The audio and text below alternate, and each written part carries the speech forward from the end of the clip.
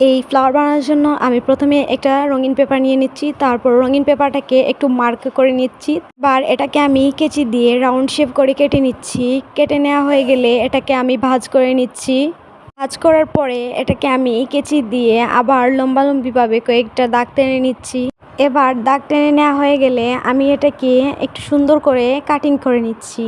দুদিকেই আমি সেমভাবে কাটিং করে নিচ্ছি।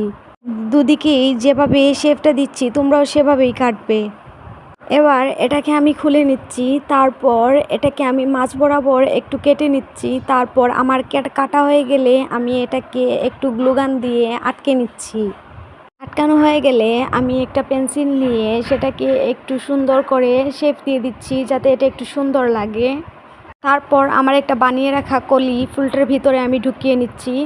ফাইনালি আমাদের ফ্লাওয়ারটা রেডি হয়ে গেল। এত সুন্দর ফ্লাওয়ার বানানো শিখালাম, এখন আমার চ্যানেলটি সাবস্ক্রাইব করো।